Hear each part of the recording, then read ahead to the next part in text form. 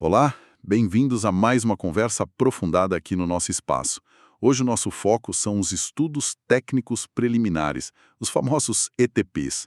Eles viraram, assim, uma peça central nas contratações públicas, né? Principalmente depois da nova lei de licitações, a 14.133. Essa lei, aliás, já começa lá no artigo 5º falando que planejamento é princípio. Então vamos entender isso melhor. Por que, de repente, o ETP ganhou tanto destaque? Oi, é uma ótima pergunta para começar.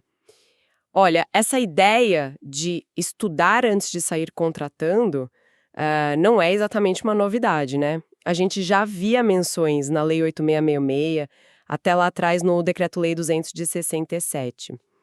Mas, assim, a Lei 14.133 deu um tratamento, nossa, muito mais robusto, mais centralizado para o ETP.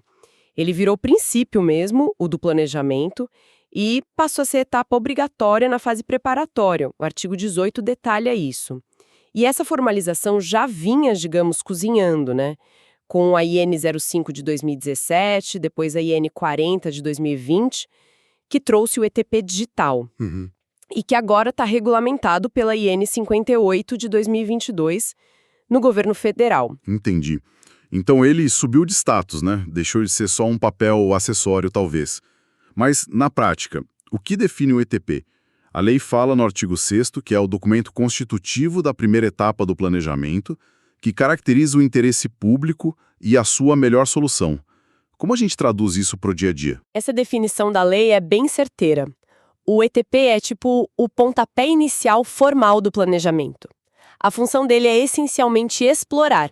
Primeiro, entender bem qual é a necessidade real, qual o problema que a administração pública quer resolver, olhando pelo prisma do interesse público, sabe? O porquê de querer contratar.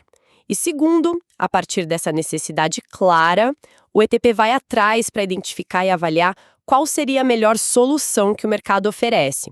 E como a lei e a IN 58 reforçam, ele também serve para ver a viabilidade. Isso é tecnicamente possível? Economicamente faz sentido? É sustentável? Só se a resposta for sim, aí o ETP vira a base para o termo de referência ou para o projeto básico. Isso esclarece bastante. Porque muita gente ainda confunde, né? Acha que o ETP é tipo um rascunho do termo de referência, do TR. Exato, e essa confusão é perigosa. São fases diferentes, com objetivos diferentes. O ETP, ele investiga, ele olha o problema e as possíveis soluções. Já o TR, ou o projeto básico na engenharia, vem depois. Ele vai detalhar aquela solução que o ETP apontou como a melhor. Não é um resumo do ETP de jeito nenhum.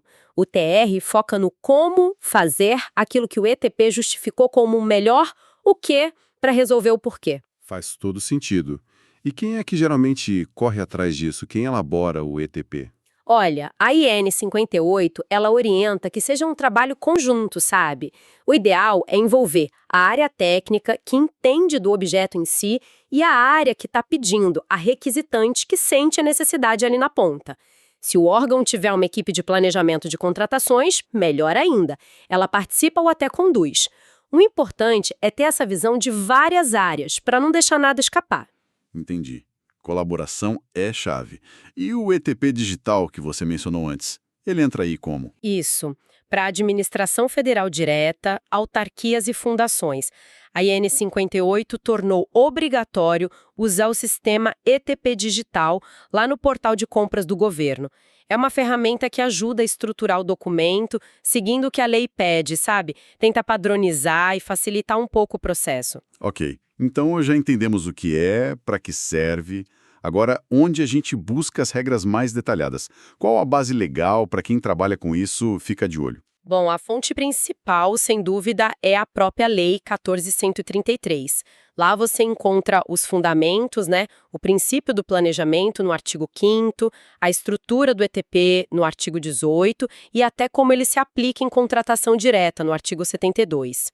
Aí, para regulamentar isso no âmbito federal, a instrução normativa-chave hoje é a SEGES-M, número 58 de 2022. Ela desce nos detalhes do processo, dos elementos, das exceções.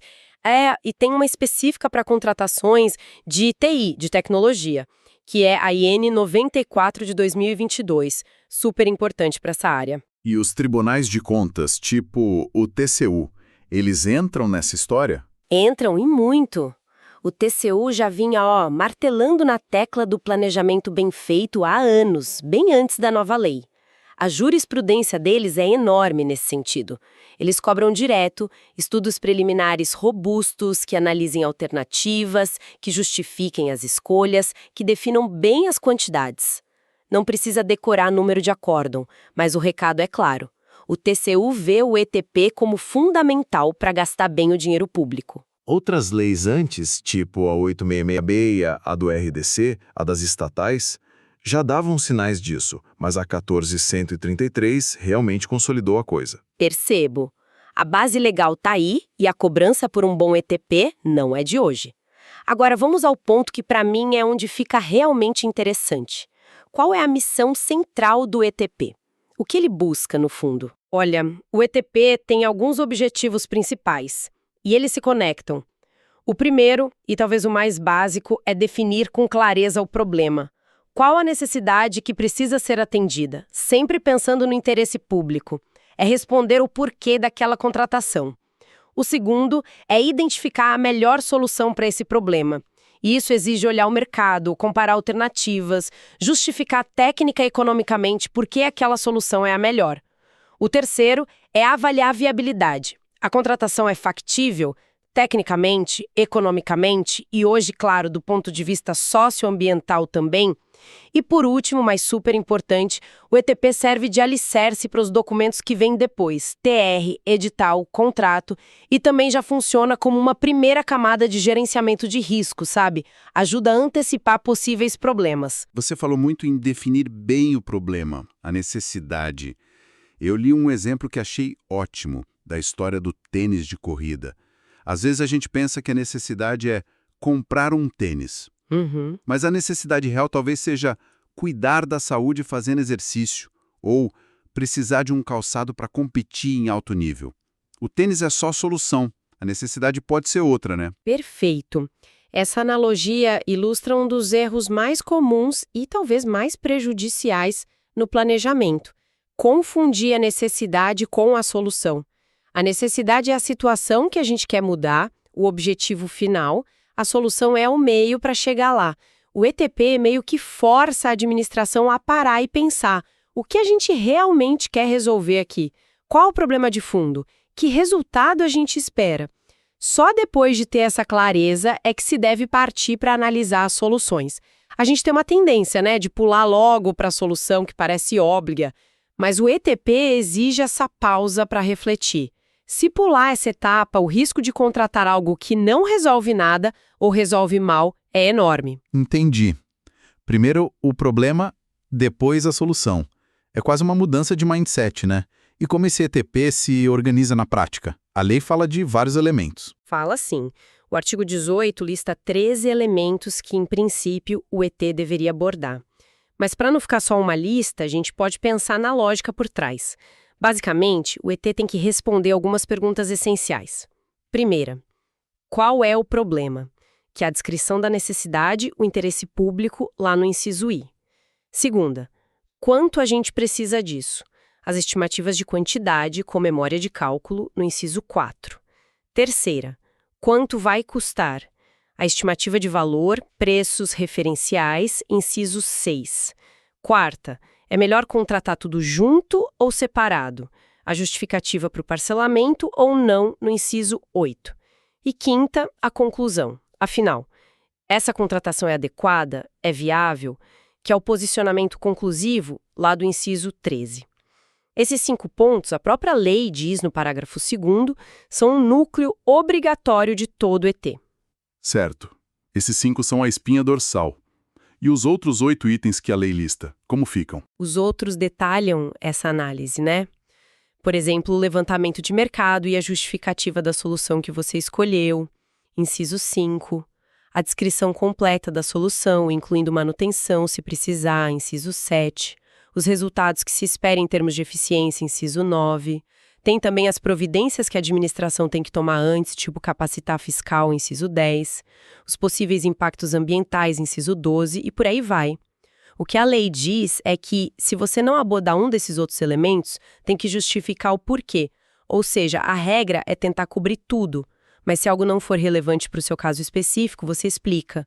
E claro, a profundidade varia muito. Comprar caneta não exige o mesmo ETP de contratar um software super complexo, né? Parece que exige um esforço considerável, sim, especialmente em contratações mais cabeludas. Como que a gente equilibra esse nível de detalhe que a lei pede com a agilidade que a administração pública muitas vezes precisa ter? Esse é o grande dilema, né? A chave, eu acho, está na proporcionalidade. O ETP tem que ser compatível com a complexidade e o valor do que se vai contratar. A própria IN 58 dá essa dica. Para coisas mais simples, de baixo valor, o ETP pode ser mais direto ao ponto, mais conciso. O importante é que, mesmo simplificado, ele cumpra a função básica de analisar a necessidade e a viabilidade. E, além disso, tem situações específicas em que o ETP pode ser dispensado ou é facultativo. Isso é interessante. Quais são essas exceções?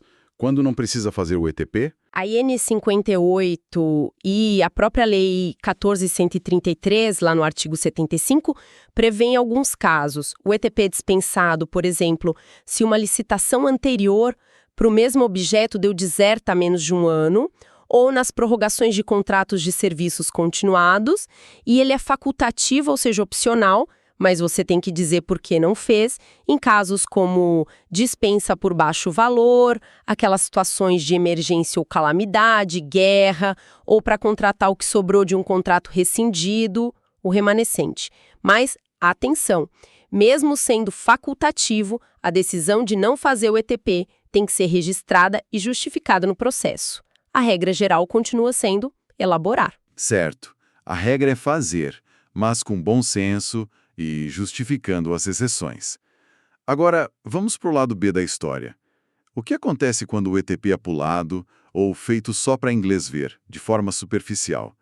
Quais são as falhas mais comuns que vocês veem e os riscos disso? Infelizmente, as falhas ainda acontecem e os riscos são enormes. A jurisprudência do TCU está cheia de exemplos disso. Um problema clássico é o ETP feito pro forma, sabe? Só para cumprir tabela. Ou pior ainda, feito depois que a decisão sobre o que contratar já foi tomada internamente. É o tal planejamento reverso. Isso anula completamente o sentido do estudo. O TCU pega muito no pé disso.